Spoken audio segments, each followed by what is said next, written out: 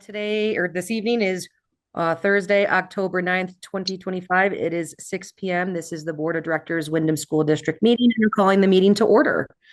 Well, looks like we have one that was in the waiting room. Looks like I'm Kat. letting I'm letting folks in, Abby. I can watch it.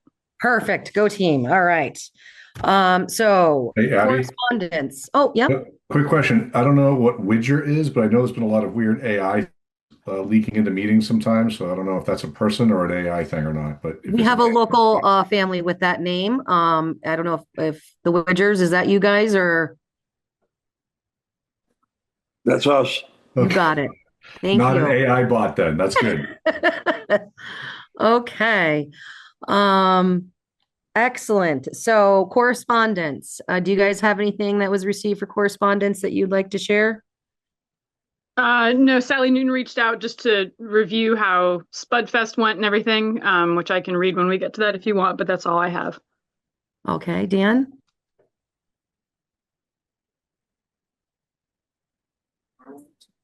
Nope, no correspondence. Okay, excellent. We'll move on to public comment. Is there anyone here for public comment? All right, hearing none, we'll move on to changes to the agenda. I've been having major technical issues, so this didn't get out or got out in time, but right under the wire. So, but I don't think there was a lot of feedback that was able to be given. Is there anything on here, Bob, anyone that you need to have added? I think I can do my stuff just under Super's report. So I think I'm good. Kate? No, I'm all set. Okay. Um, and Dan, if you're good, we'll move on to change new business. So we can go off with Bob, Superintendent Report. Go right ahead. All right. Thank you guys. So just a quick update on a couple of upcoming events. The 16th next week, there is a public hearing. They're calling it a hearing. It's really like a listening session of the Act 73 Redistricting Task Force. They are there. It's not a functioning meeting of theirs. It's an actual just like listening opportunity to hear from people in the community. And they're doing these in each county, and we are lucky enough to be hosting one of these. In fact, the only one in Windham County will be hosted at Leland and Gray on the 16th at 6 p.m. in the main gym. There will also be a Microsoft Teams meeting, a link for that if people want to do that. But I've shared that out with the boards and all the families within the SU. So if you guys wish to share those out further in the community, please go ahead and do so. That'll be next Thursday night, the 16th. And as I mentioned, Abby knows this at the executive committee this morning. I will not be present at that meeting, unfortunately, because it is the same night as my daughter's senior night game for soccer at Brattleboro. So sadly, I will not be there. However, the following Wednesday, I will be there. It is the WCSU board retreat. It's the full board retreat, an annual event that we do. This year, it's being hosted at the Dover School. The theme is we're calling it Oktoberfest, and the meal will be provided. Will feature some Oktoberfest type cuisine. So if you're into schnitzel and Bavarian pretzels, come on up. You should RSVP board members with Nicole Ray. She sent out a few reminders weekly to RSVP, so we have a count for the food. In that session, it'll start at 5 p.m. at Dover School.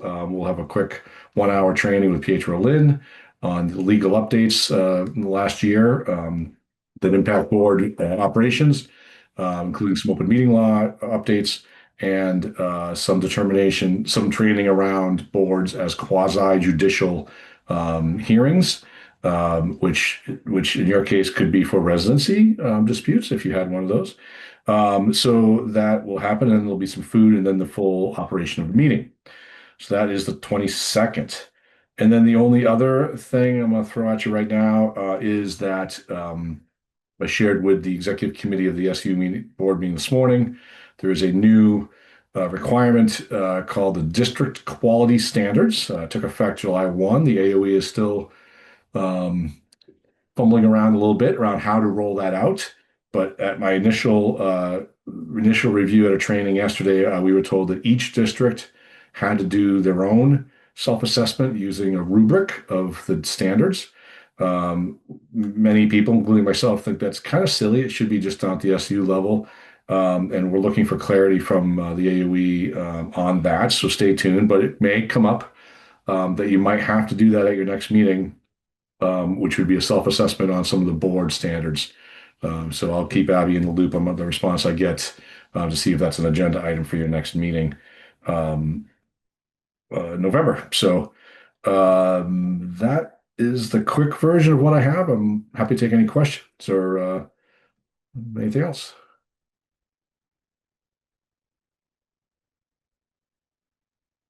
Anyone with questions for Bob? Okay. Um, so that kind of discussed the public hearing notice. So what we can do is we'll Kate, did you get that flyer for the, I don't know if flyer is the right word, agenda for that meeting? Which meeting? We just talked about 3 of them. Which one? For the redistricting task force at Leland and Gray on the 16th of October from 6 to 8. So if you wouldn't mind forwarding that out to our people, broadcasting, so that folks are aware that that is going on. And I did get some information today, but I haven't had a time to really read and take a look at what's been presented. Bob, I don't know if you could maybe explain a little bit of that, because he did send something out. I just didn't have a second to really go through it. Yeah, sure. And I can give you a little bit of a lowdown too. So this is information from Dwight Borum, who's a River Valley's board member who's been sort of leading the SU's following, if you will, of the task force stuff, Act 73. And he shared, I think, a little 4 or 5 slide presentation around some of the basics of Act 73. But the key thing that he's focusing on is the redistricting task force. And what we were talking about this morning is that many boards across the state are submitting and writing, well, I guess you'd call it a non-binding request, if you will, to the task force for their consideration. And it would be something along the lines of what you would want to see happen and how Windham would play out in the redistricting. And for example, Stratton wrote a letter to the task force basically suggesting, asking that if there is redistricting and if there's boundaries somewhere in the region, that they would prefer to be in a boundary that was to the west facing. In other words, that if they were limited in where the kids could go to school within a big district, that they would want to be pushed towards the Manchester region because that's where the bulk of their students go. Now, the task force can do what they want with it. It's non-binding, but it's action taken by the board just to make sure the task force is aware, of their approach. Marlboro has a similar response they're working on to identify what they want, but theirs is going to be a little bit different. They're going to be making an argument either between an SU and an SD, a supervisory district. And they have yet to come up with which direction they're going on as of yet. And River Valley's Dwight's board did one to the task force after their meeting on Monday night, and they approved a draft letter which basically requested that they remain in an SU so that they can maintain choice for their upper grades, which is what they have 7 through 12. So you guys could express the task force really any perspective that you want. Could be about either your independence, your maintaining choice. It could be about a particular direction you'd like to be affiliated with, if you will. And if there's a broader SU developed or an SD, really anything, whatever you feel like the people of Windham would support, you could, as a board, write that letter. I would recommend doing it in not writing the letter, but approving the letter at a public session and then sending it to the task force. And again, it's non-binding. It doesn't guarantee anything. And even if the task force develops one of their redistricting maps that aligns with what you want, the legislature still can pick whatever they want to do in the end. So it's, there's a lot of question of, is it worth it? Is it worth the energy? A lot of people are arguing that it is. And so anyways, that's sort of what it's about. Does that help, Abby? Yes, it does. And given the timeline, I don't know how, I know, I shouldn't say I don't know. I know both Kate and Dan, you guys are always super busy, as am I. But to try to, I don't know if there's a survey we want to kind of come up with to just get a pulse on the community and see what people's thoughts are on this and what they would want us to advocate for, and maybe be able to come up with and draft a letter with those wishes in mind.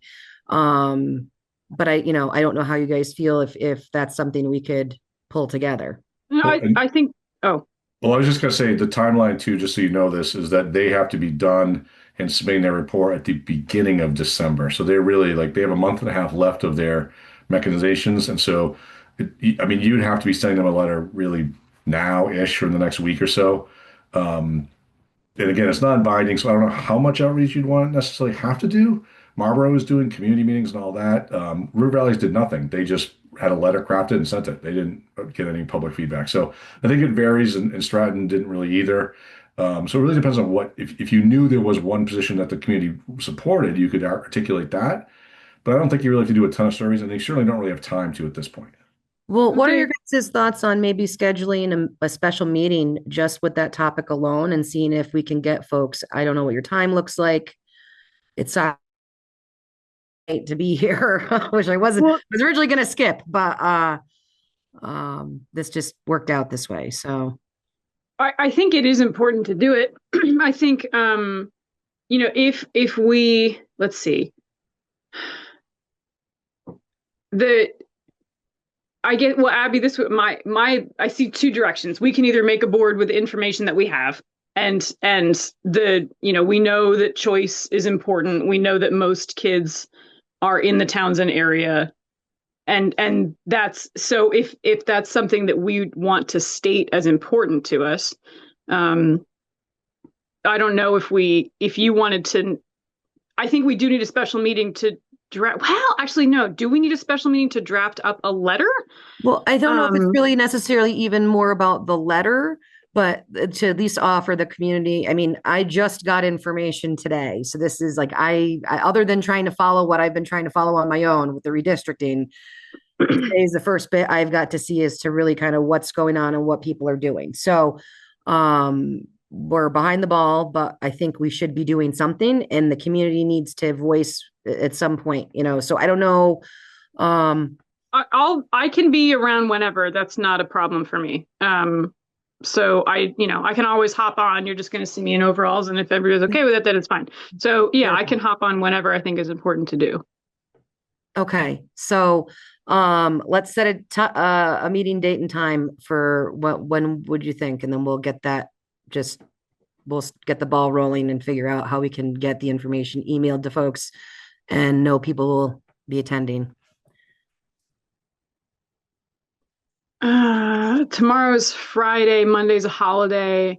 I can do it tomorrow, but that's probably too short notice for everybody else. We'd have to warn it, and it wouldn't be warned in time. It wouldn't be warned. Tuesday? And Tuesday is.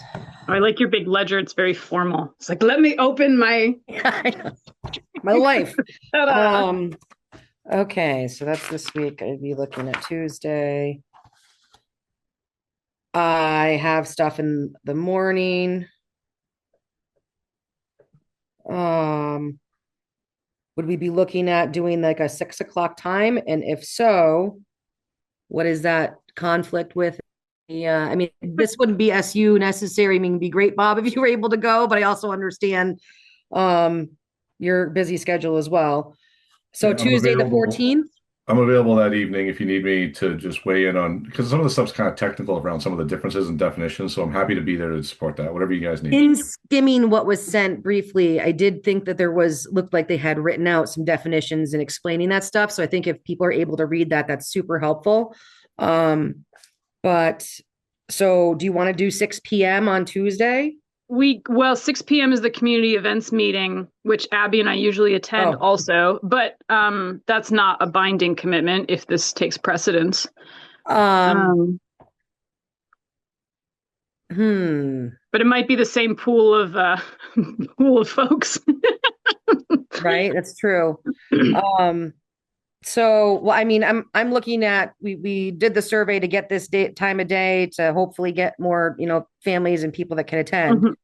Again, it's sports is going on, so it's still tough. And I don't know if scheduling wise, but the importance is that we get as many people there as possible. So if Tuesday's your only day for relatively soon, what about Wednesday? Is Wednesday? Wednesday's the Leland and Gray, isn't it? Or is that the 16th? I'm sorry. The 16th is the one at Leland and Gray. So then the 15th is open. It is open. It's the day before, so get everybody all Yeah. fired up to go down to Johnson.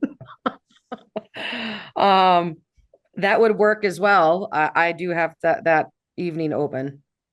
I have a Marlboro meeting that night because they moved it because of the Leland and Gray thing. But if you don't need me, then that's not a conflict for you guys. Abby, let's do it on Tuesday, and I'll email Becky Phillips and Dane and see if they're willing to move it in lieu of what's going on.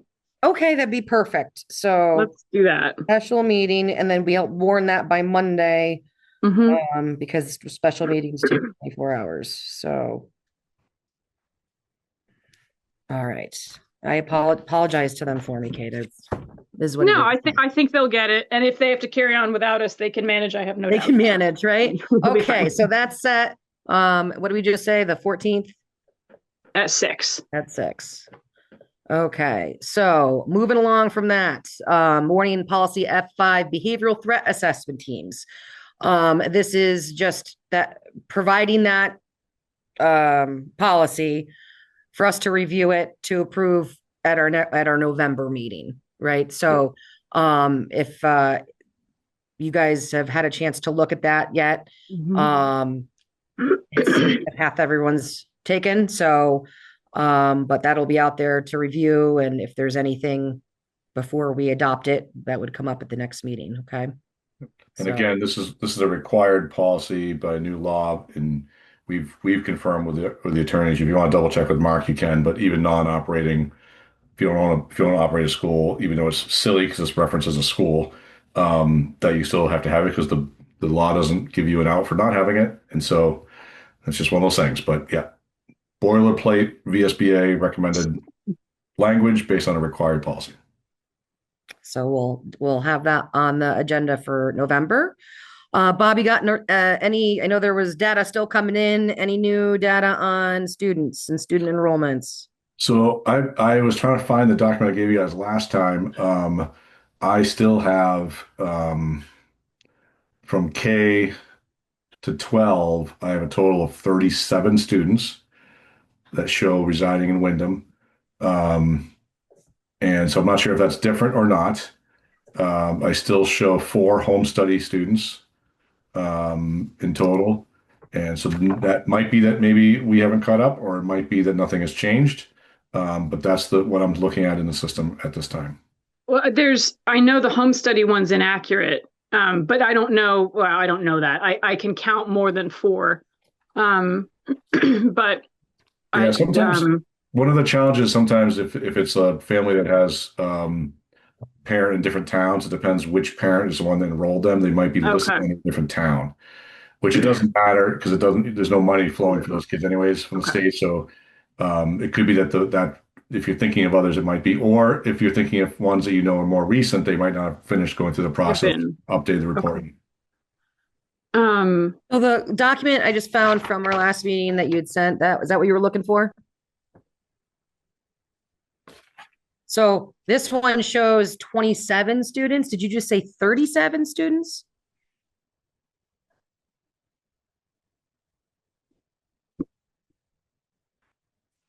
You're muted, Bob. Best speech of his life. You're muted, Bob.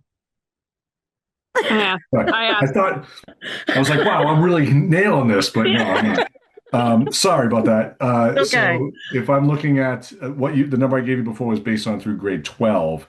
So if I do just no, this is K through 6, 27. Kindergarten to grade 6, I have 24. If I include the pre-K, it's 29, which you get money for pre-K, but not the same amount. So I'm seeing, yeah, so kindergarten through, I'm seeing 24. So something might have changed. I don't know what that is, but this is the month where we do the census, so I can double check that and shoot you guys an email as well. Okay. So you showed for K to 6 before, you showed 27. Is that what I had? Yeah. All right. I'll double check that, get back to you. Sorry about that. So yeah, and then that would have been plus because then K through 12 you had 37. So I was like, wait a minute, now we're even with the 29, I had 13, 7 through 12. 7 through 12. Yeah, I have 13, 7 through 12 still. But again, one of them is a home study, so really 12 enrolled students as far as reimbursement from the state. Oh, okay. So that just didn't break down on here. So the 13 is actually 12 public and then 1 homeschool. Yep. Okay. All right. And then this doesn't look like K through 6. Yeah, 7 through 12. Okay. All right. No, that makes Yeah, so sense. the K We'll through get 6, again, it's stuff. 24 with 3 home studies, so really 21, but I'll confirm that. Okay, The perfect. next time I'll unmute before I start talking. No worries. Abby, I'm doing this improperly with Robert's Rule of Order, and I apologize. But it's related to the attendance. News and Notes had made another request for us to publish how many kids we have in the district and where they're going as an informational. Mhm. They're not asking for like an article per se. I'm sure they love that, but I didn't know if you want to, if I don't know how you want to proceed with that. Well, I think until we get the actual numbers, we can't really, Okay. I mean, otherwise we're not giving them correct numbers. So Okay. it's really up to them if they just want to ball say, hey, this is subject to change so they can at least show something. But Well, So we you can want wait till after numbers and by school? Is that what you're saying? That's Numbers. what the local publication is asking for, that information to just share with the folks in the town. But I also, if we could really wait till after the census is done. I don't think there's any urgency. I just think that they would like to share that to taxpayers. Yep. Perfect. Oh, clarification. I can tell you that I have a bill for 7 students in elementary school for the mountain school at Windham. And I know that I'm creating an invoice for 14 students between Townsend and 6th grade at Leland and Gray. So I can give you that much information, and I believe that's 21 students. Oh, it's pretty close to the. Heidi, the Magic 8 Ball is only showing 5 at the mountain school, so I'm not sure. That's our internal name for the enrollment numbers here. So I think the Magic 8 Ball has some kids listed as pre-K that are now in kindergarten.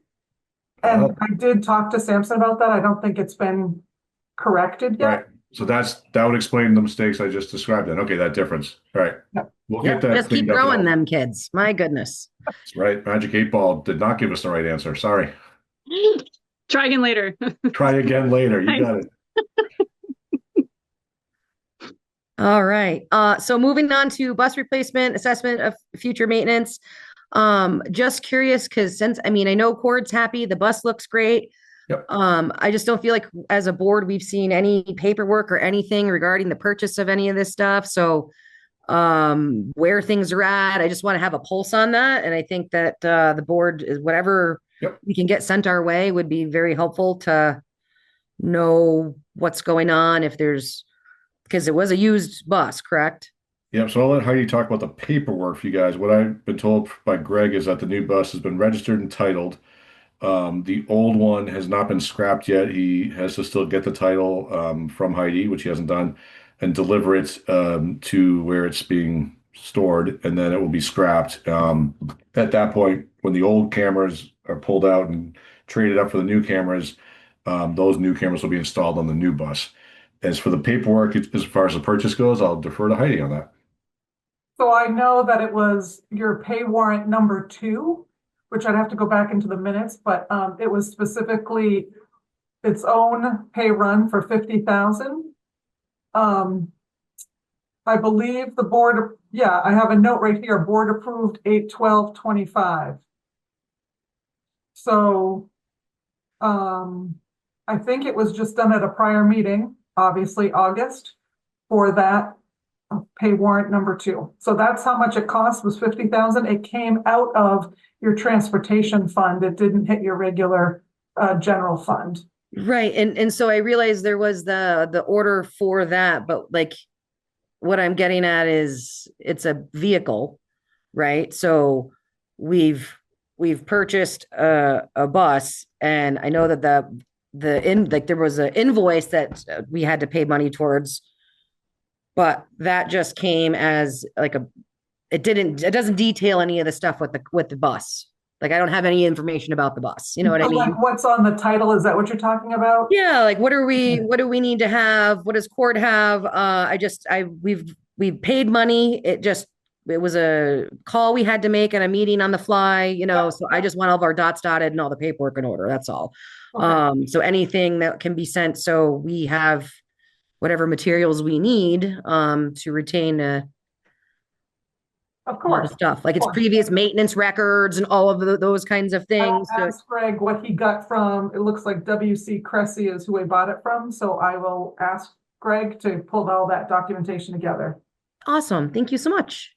And then just to talk about the Historical Society Potato Day and the Scouts Barbecue, it was an awesome, both events did really well. The Scouts were down at the meeting house. Food was amazing. I really hope it's something that they end up being able to do annually, or maybe even more events over there, or even in this building. And Potato Day that was done with the Historical Society, they called it Spud Fest. There were potato sack races and spoon races with eggs, and lots of potatoes and s'mores and food. So it was really nice seeing the community come together, both those events, with the kids in the heart of it. So it was really nice. So I just want to give a big shout out to the Scouts and to the Historical Society, because that was absolutely lovely. And we have, I guess Heidi, you're here. Is there more? I don't have a spot on here for you. Did you want to go over things? No, I just wanted to just mention, I probably will have a start of a draft budget for your next meeting, so we can talk a little bit about that. And I'm just curious to know, and it's on old business, where we are with the building sale. That's all. That's the only reason I'm here. Okay. So then we'll move along. So we're going to approve the minutes. I move to approve the minutes from our previous meeting. Can I get a second? Second. All right. Any discussion? All I want to say is Meredith's a rock star. She gets these like done the next day. So she's awesome. So thank you, Meredith, for all you do. You are very much appreciated. And any other discussion? Hearing none. All those in favor say aye. Aye. Aye. Okay, motion carries.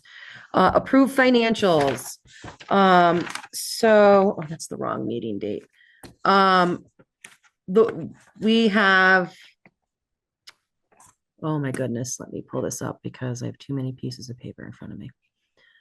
So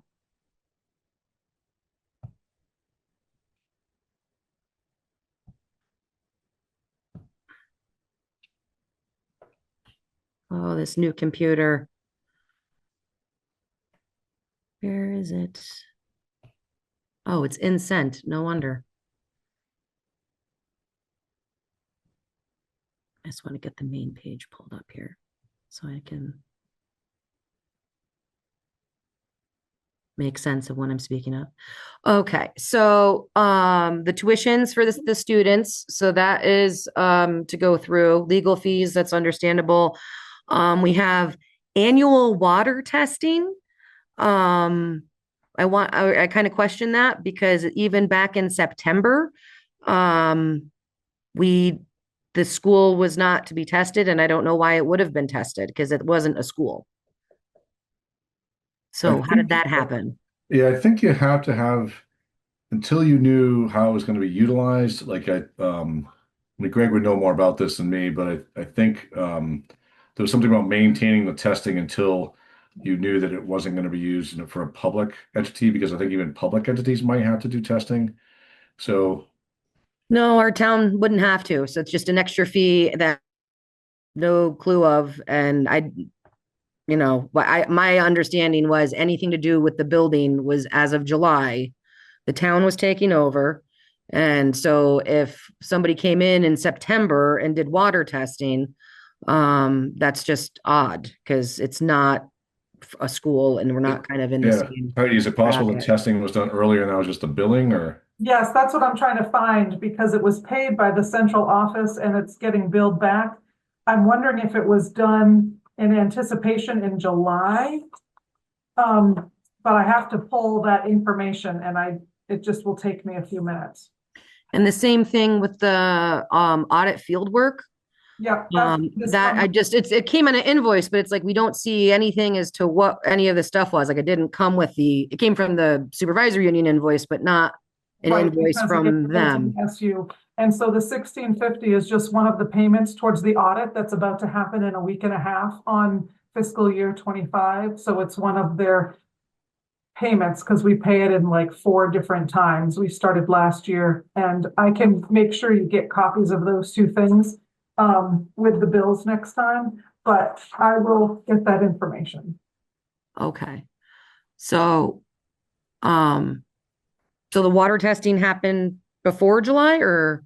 That's what I want to just double check, and I'm gonna just jump on my computer here and see if I can get an answer. Oh, okay. Thank you. Yep.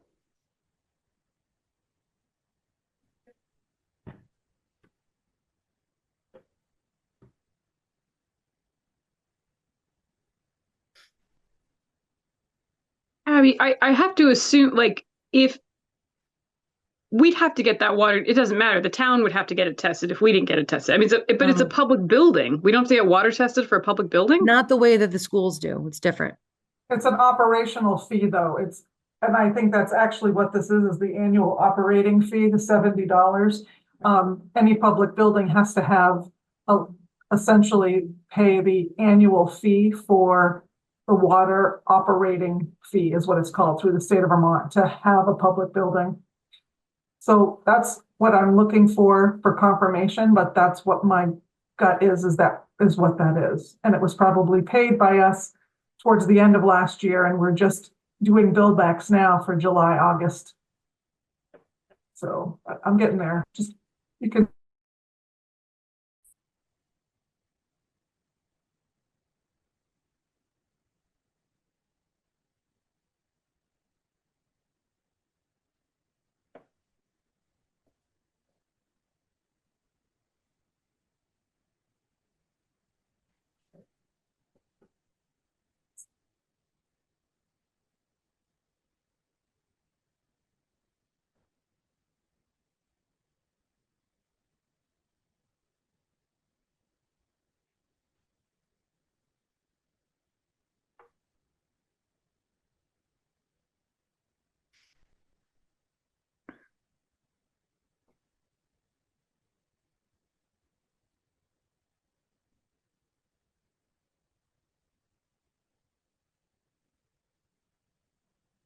Annual water system fee. We paid it on September 3rd. But I think, let me just see if it goes back to the operating fee. I gotta now pull this bill up in the AP system from 9/3.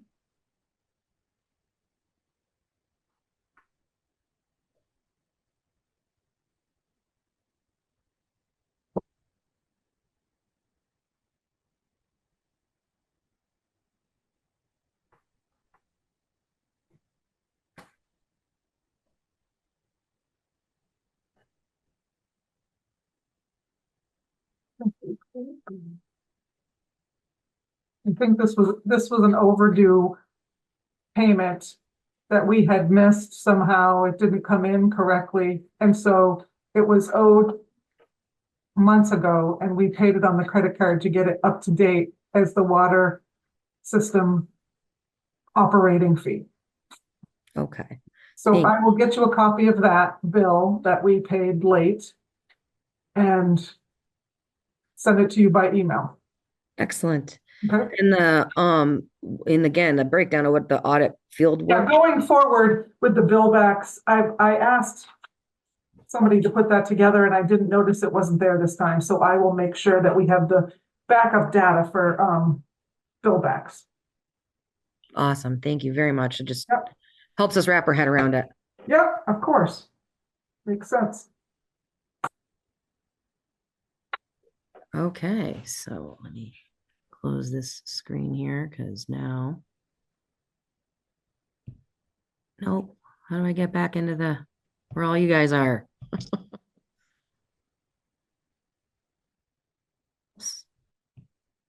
Hey, I did it. Okay. Sorry about that. All right. So we need a motion for approving the financials. I Do you move. need? Oh no, you're doing it. I'll second. Okay. I will move, and I just closed the screen to get back into Zoom. Heidi, what's the dollar amount? $70,235. Okay, pay order number 5. 5. All right, move to pay order number 5 in the amount of $70,235. Can I get a second? Second.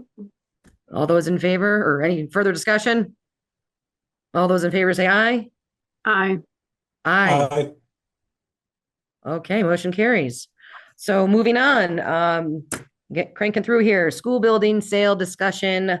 Kathy Edgerly, she is here. Thank goodness. I will let Kathy discuss this. She's been on the case here to figure out where we stand with Brella. So Kathy, you've got the floor.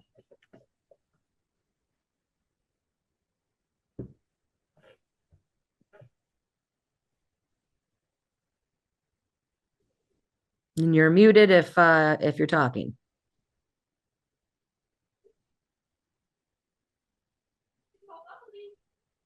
Hey there. Now can you hear me? Yay. Oh, great. All right. I'm so sorry that I do not have any better or more complete news, but I assure you it is not from a lack of trying.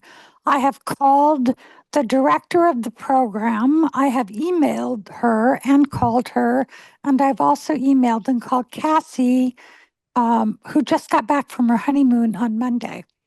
So I also talked with Sue Westa at the Windham Regional Commission because they have agreed, to give us $10,000 toward the Brella, toward the phase 2 evaluation study.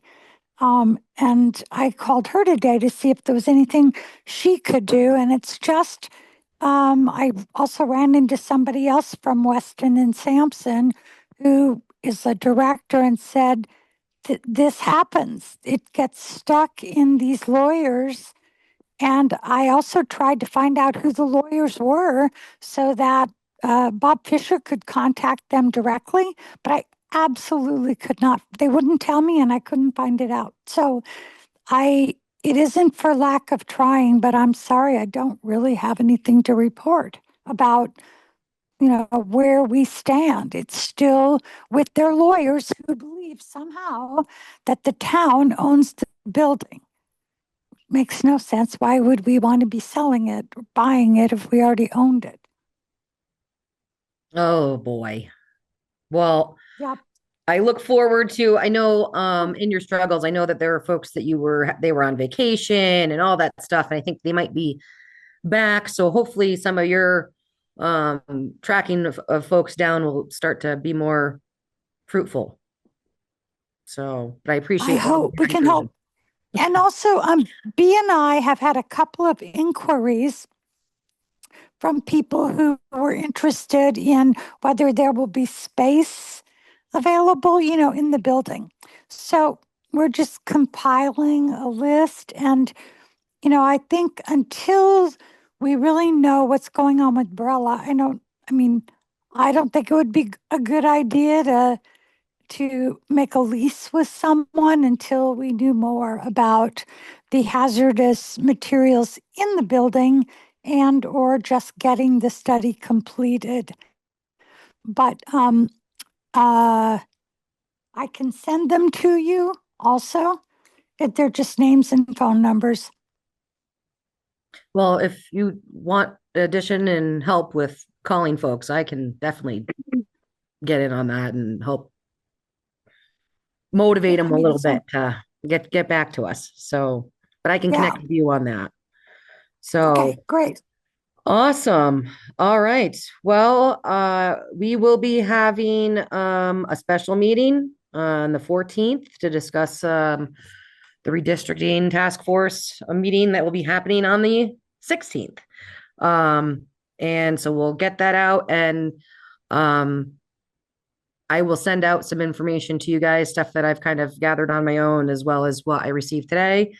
And we'll just share that with folks, and hopefully we can get a good turnout for people to be there. And yeah, so I think that about covers it. Is there anything that we're missing, folks?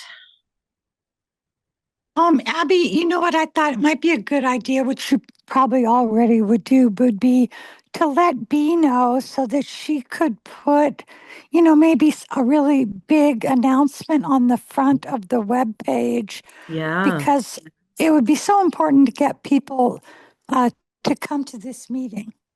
yeah, I agree. So, yep, I will see what I can do and get a hold of Bee. And of course, tomorrow's Friday. She's off, right? So, I'll stop her. Right. And then, yeah. So perfect. Okay. Well, thank you, Kathy, and thank you all for being here tonight. And if there's nothing else on there, I make a motion to adjourn. Second. All those in favor say aye. Aye. Aye. Okay. Aye. It is, before we stop the recording, it is 6:43. Mm-hmm. Okay, the meeting is adjourned, just because I think we lost Meredith, so I want her to have the recording. All right. Okay, appreciate you guys. Have a great night. Thank you. Thank you. Good night. Good night.